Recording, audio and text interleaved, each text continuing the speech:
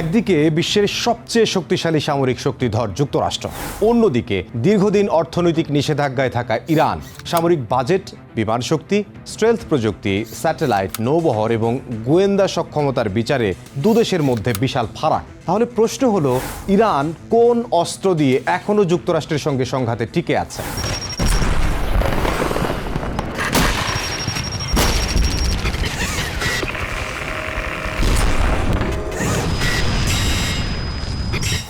যুদ্ধ প্রযুক্তির আজকের পর্বে আমরা দেখব ইরানের এই দীর্ঘ সময় খেলার কৌশল কিভাবে কাজ করছে, কেন সস্তা ড্রোন ও ক্ষেপণাস্ত্র দিয়ে যুক্তরাষ্ট্রকে ব্যয়বহুল প্রতিরক্ষায় বাধ্য করা হচ্ছে, কেন হরমুজ এত গুরুত্বপূর্ণ এবং যুদ্ধবিরতিকে ইরান কিভাবে সামরিক পুনর্গঠনের সুযোগ হিসেবে ব্যবহার করছে।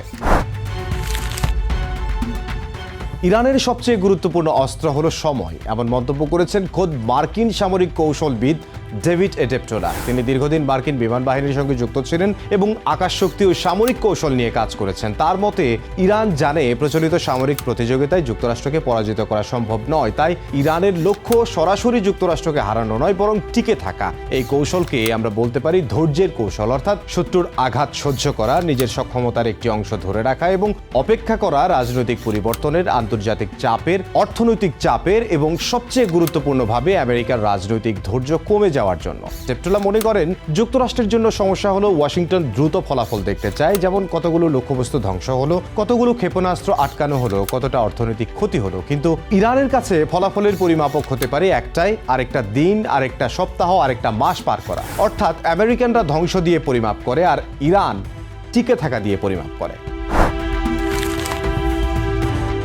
এবার আসি অসম যুদ্ধের মূল জায়গায়। ইরানের রয়েছে ballistic missile, cruise missile, drone এবং বিভিন্ন ধরনের সামুদ্রিক অস্ত্র। এসবের অনেকগুলো পশ্চিমা উচ্চ ক্ষমতা সম্পন্ন অস্ত্রের তুলনায় সস্তা। এখানে ইরানের কৌশল হলো সংখ্যাকে কাজে লাগানো। একটি ড্রোন হয়তো খুব বেশি ক্ষতি করতে পারবে না, কিন্তু একই সময়ে যদি অনেকগুলো ড্রোন, মিসাইল এবং অন্যান্য অস্ত্র বিভিন্ন দিক থেকে আসে, তাহলে প্রতিরক্ষা ব্যবস্থাকে একসঙ্গে অনেক ঝুঁকি মোকাবেলা করতে হয়। এখানে একটি গুরুত্বপূর্ণ ধারণা রয়েছে ব্যয় বিনিময় অনুপাত। একটি সস্তা ড্রোন ঠেকাতে যদি একটি অত্যন্ত ব্যয়বহুল ইন্টারসেপ্টর ব্যবহার করতে হয়, তাহলে প্রতিরক্ষা ব্যবস্থা সফল হলেও অর্থনৈতিক চাপ তৈরি হয়। ডেপ্টোলার মতে, যুক্তরাষ্ট্রের জন্য কম দামি ইন্টারসেপ্টর, স্বয়ংক্রিয় প্রতিরক্ষা ব্যবস্থা, ইলেকট্রনিক যুদ্ধ এবং একটি নির্দেশিত শক্তির অস্ত্র গুরুত্বপূর্ণ হয়ে উঠছে। কারণ লক্ষ্য শুধু আক্রমণ ঠেকানো নয়, লক্ষ্য হলো প্রতিরক্ষা খরচ কমানো। যদি $10 ঝুঁকি ঠেকাতে $100 অস্ত্র লাগে, তাহলে দীর্ঘ যুদ্ধে সমস্যা তৈরি হবে। কিন্তু যদি সেই ঝুঁকিকে অনেক কম খরচে ইলেকট্রনিক যুদ্ধ দিয়ে নিষ্ক্রিয় করা যায়, তাহলে সমীকরণ বদলে যাবে। এ কারণেই যুক্তরাষ্ট্র লেজার, উচ্চশক্তির মাইক্রোওয়েভ এবং কৃত্রিম বুদ্ধিমত্তার চালিত ড্রোন প্রযুক্তির উপর গুরুত্ব দিচ্ছে। তবে মার্কিন বিশ্লেষক ডেপ্টোলার একটি গুরুত্বপূর্ণ সতর্কতা হলো, কোনো প্রযুক্তি একাই যুদ্ধে জিততে পারবে না। ইরানের সামরিক কর্মকর্তারা দাবি করেছেন, যুদ্ধবিরতির সময়ও তাদের সামরিক উৎপাদন থেমে থাকেনি। ইরানের army spokesman brigadier general Mohammad Akraminia বলেছেন, যুদ্ধবিরতির সময় বিদ্যমান সামরিক সরঞ্জাম আবার সক্রিয় করার চেষ্টা করা হয়েছে, ক্ষতিগ্রস্ত যন্ত্র মেরামত করা হয়েছে, নতুন সরঞ্জাম সংগ্রহের চেষ্টা হয়েছে এবং নতুন প্রজন্মের ড্রোন যুদ্ধে ব্যবহারের কথাও বলা হয়েছে। আর ইরানের ভারপ্রাপ্ত প্রতিরক্ষা মন্ত্রী মাজিদ ইবনে রেজা দাবি করেছেন, ক্ষেপণাস্ত্র এবং ড্রোন উৎপাদন একদিনের জন্য বন্ধ হয়নি। তার আরও দাবি, ড্রোন উৎপাদন যুদ্ধের আগের তুলনায় 3 গুণ হয়েছে। ইরানের এই দাবির কিছু কৌশলগত গুরুত্ব রয়েছে, কারণ যুদ্ধবিরতির কোনো দেশের জন্য শুধু বিশ্রামের সময় নয়। এটি হতে পারে অস্ত্র ভাণ্ডারকে মেরামত করা, অর্থাৎ ক্ষতিগ্রস্ত অস্ত্র ঠিক করা, নতুন অস্ত্র তৈরি করা, অস্ত্র মজুদ পুনর্গঠন করা এবং পরবর্তী সংঘর্ষের জন্য প্রস্তুত হওয়া।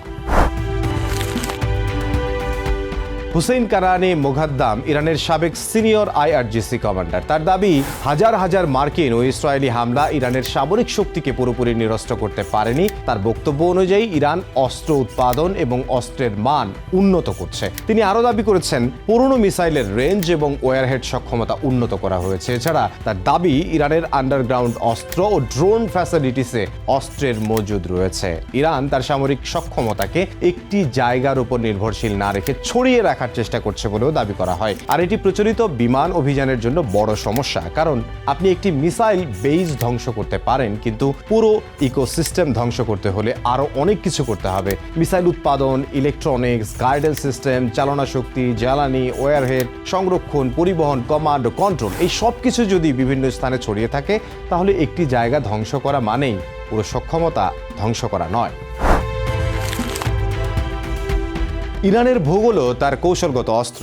দেশটি বিশাল, পাহাড় রয়েছে, মরুভূমি রয়েছে, দুর্গম এলাকা রয়েছে। এই ভূগোল সামরিক স্থাপনা ছড়িয়ে রাখার সুযোগ দেয়। আর আন্ডারগ্রাউন্ড সুবিধা ব্যবহারের দাবি সত্য হলে বিমান হামলার ক্ষমতা আরও জটিল হয়ে যায়। এখানে যুক্তরাষ্ট্রের বড় সুবিধা হলো গোয়েন্দা তথ্য, নজরদারি এবং সুনির্দিষ্ট আঘাত হানার সক্ষমতা। কিন্তু সমস্যা হলো আপনি যা খুঁজে পাচ্ছেন না সেটিকে প্রিসিশন স্ট্রাইক করে ধ্বংস করা কঠিন। অর্থাৎ যুদ্ধের একটি অংশ হয়ে যায় গোয়েন্দা তথ্যের প্রতিযোগিতা। কোথায় মিসাইল রাখা হয়েছে, কোথায় লঞ্চার, কোথায় উৎপাদন হচ্ছে, কোথায় কমান্ড সেন্টার, আর কোথায় টানেল সক্রিয়, কোনটি ধ্বংস হয়েছে, কোনটি আবার চালু হয়েছে, এই তথ্যের প্রতিটি অংশই গুরুত্বপূর্ণ। এ কারণে আধুনিক যুদ্ধ শুধু মিসাইল বনাম মিসাইল নয়, এটি সেন্সর বনাম আড়াল করার যুদ্ধ। স্ট্রেইট অফ হরমুজ ইরানের সবচেয়ে গুরুত্বপূর্ণ কৌশলগত সুবিধার একটি, কারণ এই সরু জলপথ দিয়ে বিশ্বের গুরুত্বপূর্ণ জ্বালানি সরবরাহের একটি বড় অংশ পরিবাহিত হয়। ইরান যদি হরমুজের নিরাপত্তাহীনতা তৈরি করতে পারে তাহলে তার প্রভাব শুধু সামরিক ক্ষেত্রে সীমাবদ্ধ থাকবে না, প্রভাব পড়বে সারা বিশ্বের তেলের দামে, শিপিং ইন্স্যুরেন্সে, আন্তর্জাতিক বাণিজ্যে, জ্বালানি বাজারে এবং বৈশ্বিক অর্থনীতিতে। এখানে ইরানের সুবিধা হলো ভারসাম্যহীন সক্ষমতা, দ্রুত আঘাত করার বিমান, drone, antiship missile, mine, coastal missile system, এসব ব্যবহার করে বড় যুদ্ধজাহাজের সঙ্গে সরাসরি লড়াই না করেও নৌ ট্রাফিকের ওপর চাপ তৈরি করা সম্ভব। এখানে লক্ষ্য প্রতিটি জাহাজ ধ্বংস করা নয়, বরং অনিশ্চয়তা তৈরি করা।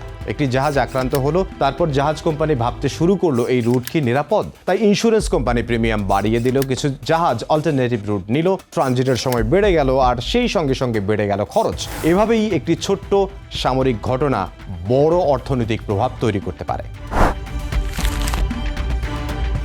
এখন আসে সবচেয়ে গুরুত্বপূর্ণ জায়গায়, যদি ইরান সময়কে অস্ত্র বানায় তাহলে যুক্তরাষ্ট্র কি করবে?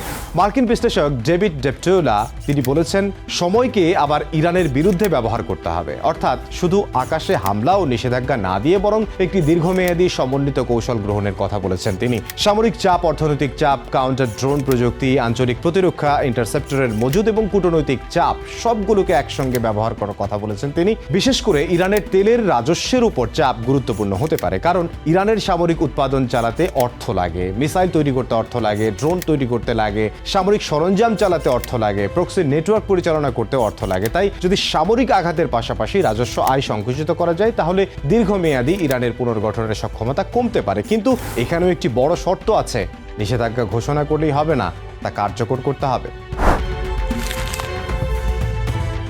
এখন প্রশ্ন, এই দীর্ঘমেয়াদী খেলায় কে জিতবে, ইরান নাকি যুক্তরাষ্ট্র? উত্তর এখনো পরিষ্কার নয়, কারণ দুপক্ষের শক্তি এবং দুর্বলতা আলাদা। ইরানের শক্তি ভূগোল, মিসাইল মজুদ, ড্রোন উৎপাদন, অসম যুদ্ধাস্ত্র, আঞ্চলিক নেটওয়ার্ক, হরমুজের ভৌগোলিক সুবিধা, আর সবচেয়ে বড় সহ্য করার রাজনৈতিক সক্ষমতা। অন্যদিকে যুক্তরাষ্ট্রের শক্তি অর্থনীতি, প্রযুক্তি, গোয়েন্দা তথ্য, বৈশ্বিক প্রভাব ও নেটওয়ার্ক এবং বিশাল সামরিক শক্তি। তাই এই যুদ্ধের ফলাফল শুধু যুদ্ধক্ষেত্রে নির্ধারিত হবে না, নির্ধারিত হবে অর্থনীতিতে, রাজনীতিতে, জ্বালানি বাজারে, আন্তর্জাতিক কূটনীতিতে এবং সময় দিয়ে। মার্কিন বিশ্লেষক ডেভিড ডেপটোলার মতে সবচেয়ে গুরুত্বপূর্ণ শিক্ষা হলো যুদ্ধের লক্ষ্য শুধু বেশি লক্ষ্যবস্তু ধ্বংস করা নয়, লক্ষ্য হলো প্রতিপক্ষের কৌশল হিসেবে নিজেদের কৌশল পরিবর্তন করা। ইরান যদি মনে করে প্রতিটি অতিরিক্ত মাস তার জন্য আরো ভালো পরিস্থিতি তৈরি করছে তাহলে তারা অপেক্ষা করবে, কিন্তু যদি যুক্তরাষ্ট্র এমন পরিস্থিতি তৈরি করতে পারে যেখানে প্রতিটি অতিরিক্ত মাস ইরানের জন্য আরো বেশি ক্ষতি বয়ে আনে তাহলে সময়ের অস্ত্রটি উল্টে তেহরানের বিরুদ্ধে কাজ করতে শুরু করবে। কম রাজস্ব, কম অস্ত্র, কম সামরিক সুবিধা, বেশি বিচ্ছিন্ন করা, দুর্বল আলোচনার অবস্থান তৈরি করা। তখন ইরানের সামনে সিদ্ধান্তের পরিসর ছোট হতে থাকবে। এটাই দীর্ঘমেয়াদী খেলার আসল উদ্দেশ্য। তাই এই সংঘাতের সবচেয়ে গুরুত্বপূর্ণ প্রশ্ন হয়তো কে বেশি মিসাইল ছুড়লো, কে বেশি লক্ষ্যবস্তু ধ্বংস করলো তা নয়, প্রশ্ন হলো কে বেশি সময় ধরে নিজের কৌশল ধরে রাখতে পারবে। ইরান কি যুক্তরাষ্ট্রকে রাজনৈতিকভাবে ক্লান্ত করতে পারবে, নাকি যুক্তরাষ্ট্র তার অর্থনৈতিক ও সামরিক শক্তি ব্যবহার করে ইরানের জন্য সময়কে একটি বোঝায় পরিণত করবে?